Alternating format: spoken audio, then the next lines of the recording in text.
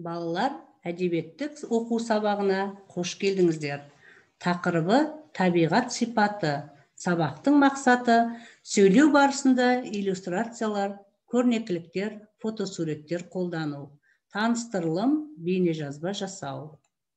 Ал енді балалар, табиғат құбылысына сипаттаманы сәйкестендіреміз.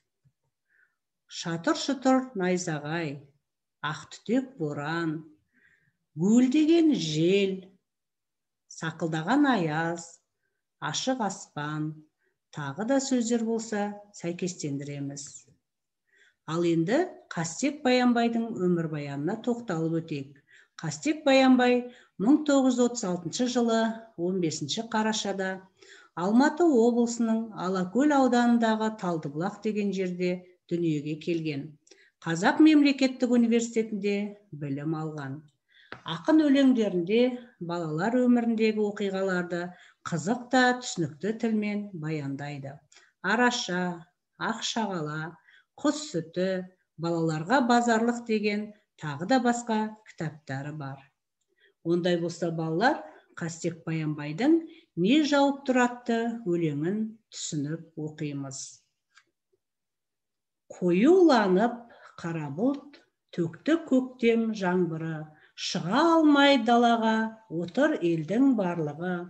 Нан жауып тұр, нан жауып, деді көкем көңілді, өзі соған таң қалып отырғандай көрінді.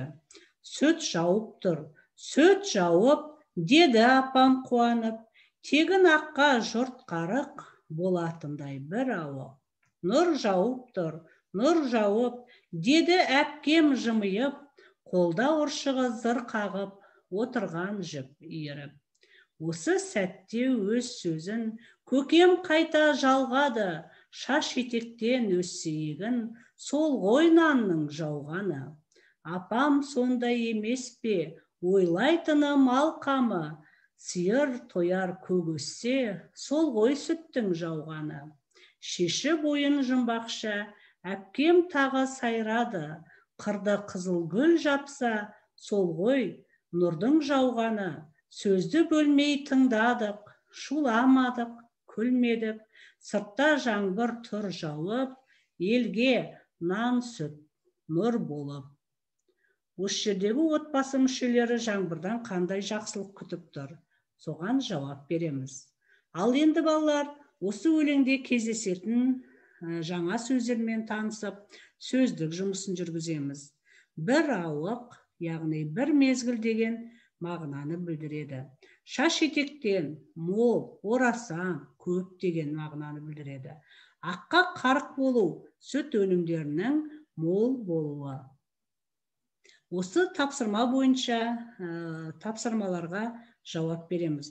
Отбасы мүшелері жаңбырдан қандай жақсылық күтеді? Жаңбырдан басқа табиғат құбылыстарының адамзат тіршілігі үшін қандай пайдасы бар балалар? Жақсы. Өте жақсы жауап бердіңдер. Енді Несіпбек Айтұлының өмірбаянымен танысып өтеміз. 1950 жылы 22 қыркүйекте Шығыс Түркістанның Тарбағатай аймағы Шәуешек ауданына қарасты Теректі ауылының Апиынды бұлақ деген жерінде дүниеге келген.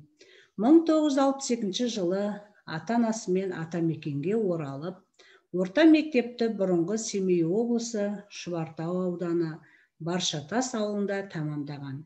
Еңбек жолын Шұбартау аудандық Жаңа өмір газетінде бастаған. 1974 жылы Қазақ мемлекеттік университетінің журналистика факультетін бітірген. Несіпбек Айтұлдың жаңбырға екі өтініш атты өлеңін оқимыз. Бұл жерде бұлт суретіндегі сөздерді көп нүктенің орнына қойып, өлеңді толықтырып оқы. Көктем бұлты көңілді, қуантады өңірді, балалар да қарсалар, былай ән салар. Жау жаңбыр, жаңбыр тезірек, гүлге орансын төңірек, шалғын өссін жайқалып, егін өссін көбірек. Біздің жаққа жиі кеп, әлсін құйып өт, қазір егер көп жаусаң, жердің берер сыйы көп. Күзде болса күн бұлттау, маңай тартар сұрғылттау, балалар да көңілсіз, тілек айтар тек үнсіз. Жаума жаңбыр бұл маңға, жауамын деп бұлданба, егін жатыр жиналмай, бидай ашық қырманда. Енді балалар жаңбырға неліктен әртүрлі өтініш айтады. Қорытып айтып көрейікші. Жаңбыр жауса ел ырысы деген халық нақылын пайдаланып, өлеңдердің негізгі ойын түсіндіріңдер. Өте жақсы балалар, жақсы айттыңдар. Өз көңіл күйіңізді бағалаңыз.